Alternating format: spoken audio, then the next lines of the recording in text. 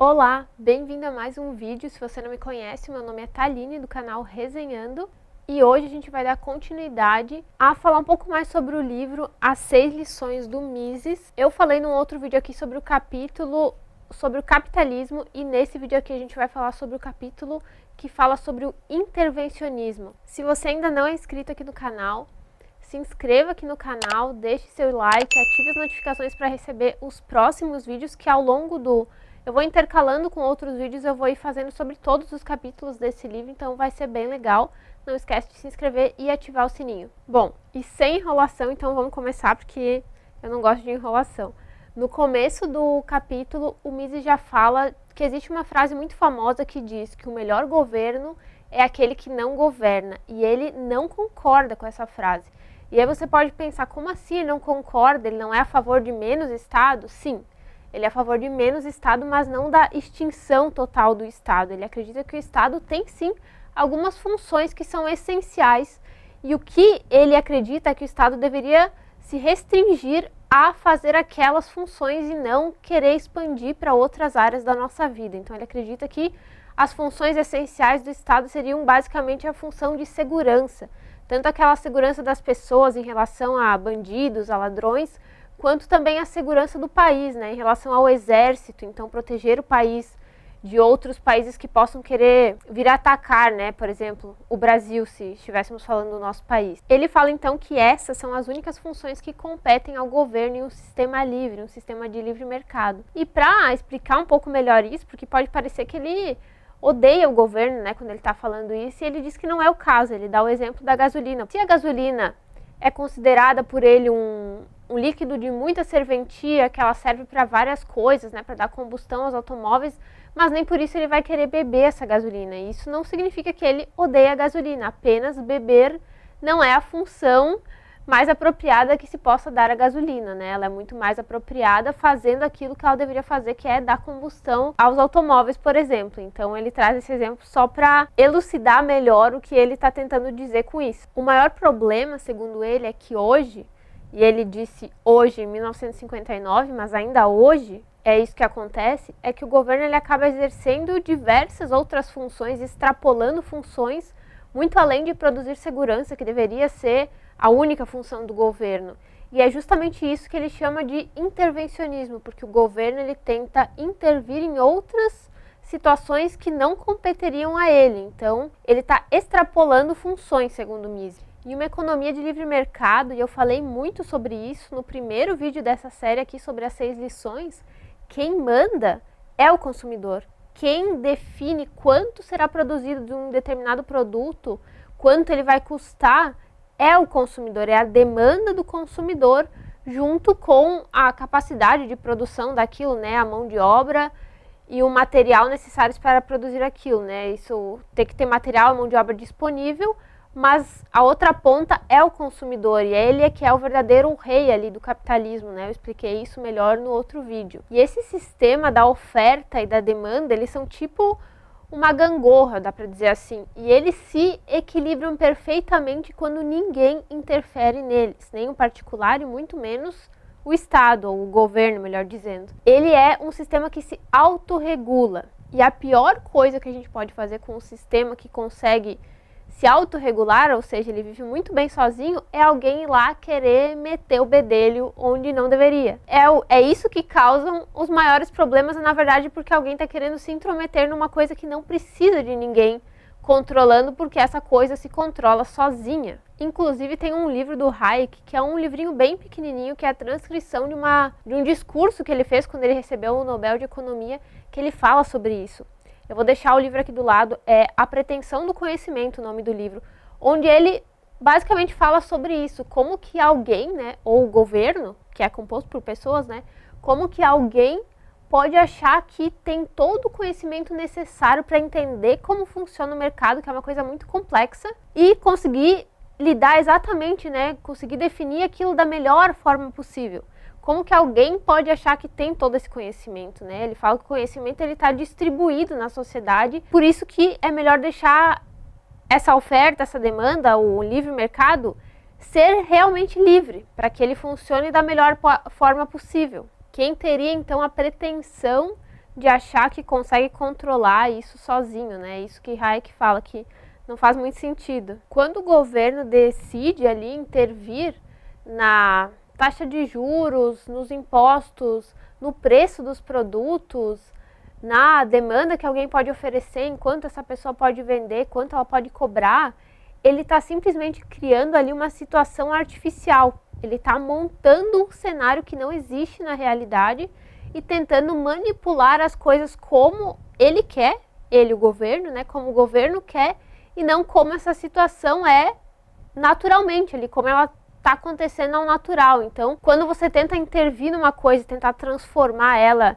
de um jeito diferente do que seria a tendência daquela coisa, você vai gastar muito mais energia e, nesse caso aqui do governo, muito mais dinheiro, né? Porque eles têm que ficar o tempo todo cobrindo o buraco dos prejuízos que vão dando essas intervenções, e a gente já vai falar mais sobre isso. E a mensagem que o governo passa quando ele começa a intervir muito na economia, né, ou quando ele começa a intervir na economia, é que aqueles que eram antes os reis do capitalismo, que são os consumidores, no caso somos nós, a gente não sabe o que está fazendo. Ele passa essa mensagem que o consumidor não tem capacidade suficiente para lidar ali com o mercado, para fazer com que as coisas aconteçam, e que o governo sabe mais do que os consumidores. Então, poucas pessoas, ou uma pessoa lá do governo, sabe mais do que todo mundo que consome, né?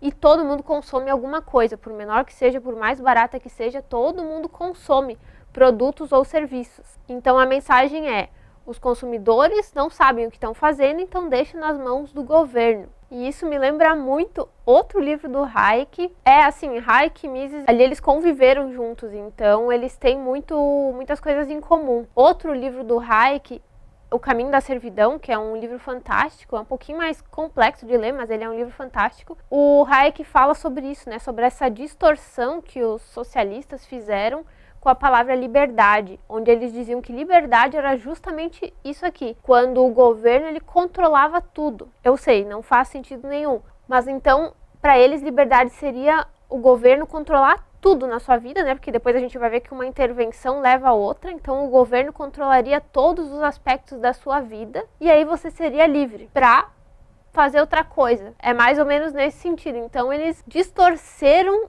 o sentido da palavra liberdade, o significado da palavra liberdade, fazendo com que ela parecesse ser exatamente o oposto do que é. Então, por isso que a gente tem que ficar ligado ali, não só na superfície das coisas, mas tentar se aprofundar mais para conseguir entender o que está acontecendo. Para dar um exemplo aqui, que já aconteceu várias vezes na história, desde imperadores até presidentes, um exemplo de intervenção que é o tabelamento dos preços, o controle desses preços. E normalmente isso acontece quando tem uma oferta muito grande de moeda no mercado, né? No nosso caso de moeda, assim, entendam moeda, na época dos imperadores era literalmente uma moeda de ouro, ou hoje em dia é o papel moeda, né?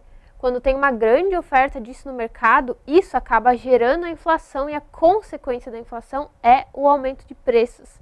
E não ao contrário. Inclusive tem um capítulo nesse livro que fala só sobre a inflação, né? Sobre essa confusão ou essa distorção que é feita, às vezes, de dizer que o aumento de preços gera inflação e, na verdade, é o contrário, né? Uma das justificativas que são usadas para dizer o porquê que o tabelamento de preços não funcionou até hoje, para aquelas pessoas que querem fazer o tabelamento de preços, é porque as punições não foram enérgicas o suficiente, digamos assim. E daí Mises traz dois exemplos, que é na época do imperador Diocleciano e na época da Revolução Francesa, períodos ali distintos, onde houve essa geração, essa inflação da quantidade de moedas, que acabou gerando, né, a inflação. E para controlar isso, foi feito o tabelamento de preços. E simplesmente assim, quem ousasse usar um preço um pouco maior ou maior que aquilo, era morto. Era literalmente morto, não tinha chance de defesa. Então, assim, nem assim isso funcionou. Queria explicar para vocês, né, por que então que o tabelamento de preços não funciona e nunca irá funcionar, né, no mercado livre. Porque o mercado, ele tá conectado, ele tá 100% conectado. Ninguém consegue pegar, sei lá, uma caneta e falar agora, ó, agora eu vou produzir essa caneta do começo ao fim aqui, eu sozinho. Não dá. Alguém tem que produzir o plástico, alguém tem que produzir a tinta, alguém tem que produzir o metal que vai ali dentro, alguém tem que transportar isso, alguém tem que encaixotar, alguém tem que entregar, alguém tem que vender, alguém tem que procurar alguém que quer comprar. Não tem, as coisas elas estão completamente conectadas. E por que eu falei da caneta? Porque aqui Mises traz um exemplo muito mais fácil de entender, que é o exemplo do leite. E ele fala que esse exemplo não é em vão, porque em muitos momentos da história foi tentado tabelar o preço do leite. Ele vai explicar por que isso nunca funcionou e não vai funcionar. Então pensa aqui comigo, digamos que uma caixinha de leite custe R$3. E R$3 é muito caro, algumas pessoas não conseguem pagar esse preço. Então o governo vai lá e diz, não, agora a partir de hoje todas as caixinhas de leite vão custar R$1. As pessoas que antes não tinham dinheiro para comprar, né, aqueles R$3, elas agora têm dinheiro para comprar esse R$1. Então, além das pessoas que já tinham dinheiro antes, vai surgir muitas outras pessoas querendo comprar, né, e tendo poder de compra ali para adquirir esse produto. Com isso, então, a demanda de pessoas que querem comprar é muito grande. E a oferta, ou seja, as pessoas que produzem ali, continua sendo a mesma. Então, vai acabar faltando produto. Daí você pensa, mas é só produzir mais, certo? Só que se eles têm que fazer toda essa produção para custar R$1 e eles gastam R$1,50 para produzir isso, já não vale a pena, porque a pessoa vai ter prejuízo. Ela gastou R$1,50 para produzir uma caixinha de leite e vai ter que vender a R$1. Então ela está, na verdade, perdendo dinheiro toda vez que ela está entregando esse produto. Então ela simplesmente não vai mais produzir. E foi isso que acabou acontecendo em vários momentos da história. Então com isso houve uma escassez gigante do produto, né? Você ia no mercado e não tinha mais aquele produto lá. E aí o governo foi atrás, então, dos produtores de leite. Tá, mas por que vocês não estão mais produzindo? E daí eles explicaram por que o valor para produzir isso é maior do que o valor que eu vou vender. Então, não tem por que eu produzir.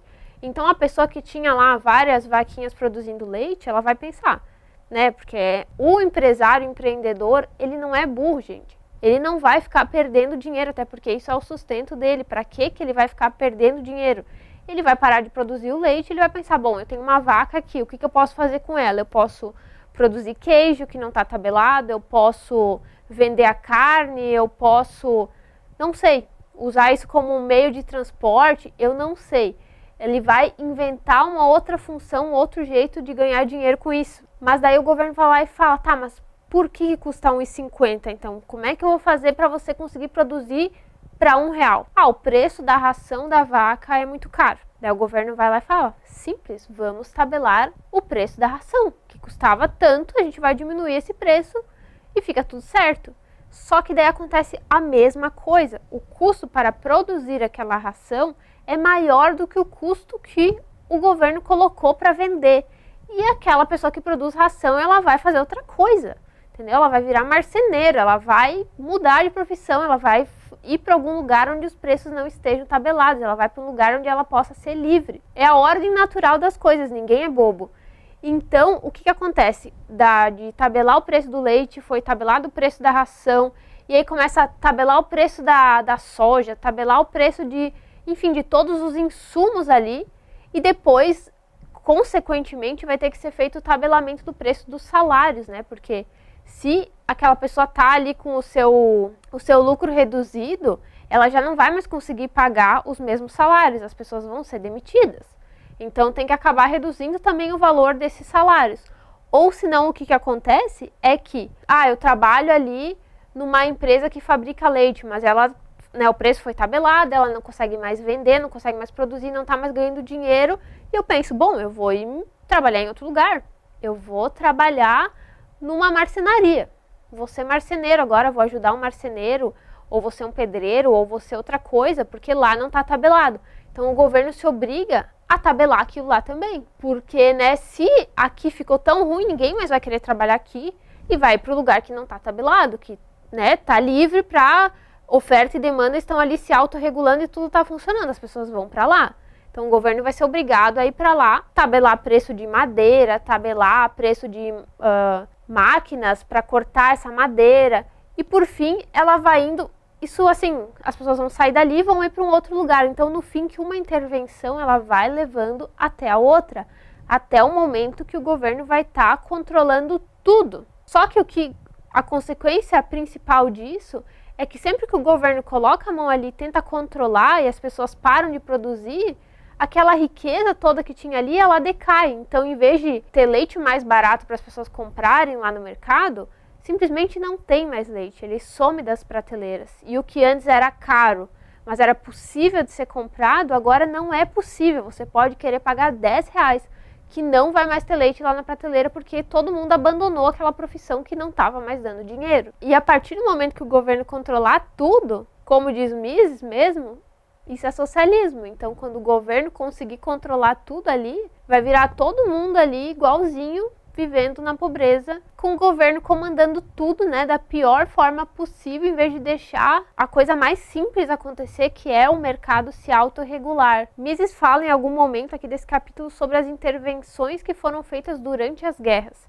Então ele fala sobre Hitler, ele também fala sobre Churchill e como aconteceram essas intervenções, que também no final das contas tudo isso leva rumo ao socialismo, que seria esse controle total de todos os meios de produção pelo Estado. E aí fica aquele questionamento, né? Existe uma terceira via? Existe um meio termo entre capitalismo e socialismo, onde a gente pudesse usar só as vantagens de cada um e excluir as desvantagens que os dois têm?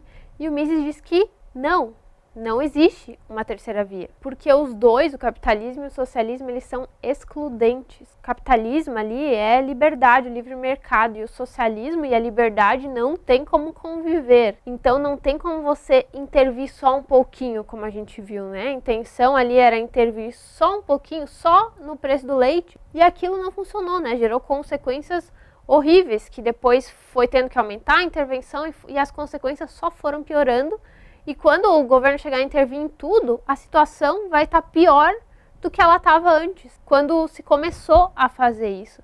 Então não existe ser um pouquinho socialista ou intervir só um pouquinho nas coisas, né? Porque uma coisa leva a outra. Então ele diz que não existe esse meio termo. E ele fala que na verdade isso é um resquício de muitos séculos atrás, onde o rei, por exemplo, ele era considerado um enviado direto de Deus, e que ele era todo poderoso, ele sabia de tudo e ele nunca errava. E até hoje um pouco o governo ele é associado com isso, tendo como se ele tivesse todo um poder que ninguém mais tem. Então, finalizando, a única solução que o Mises propõe é que os cidadãos não permitam que aconteçam essas intervenções e que muito menos peçam por essas intervenções, porque elas só tendem a gerar consequências negativas, como já houveram diversos exemplos ao longo da história, né? Isso só pode resultar no socialismo, no final das contas, né? Que é o caminho da servidão, como já diria Hayek. Bom, eu espero que vocês tenham gostado desse vídeo. Falei bastante aqui hoje e vejo vocês no próximo vídeo.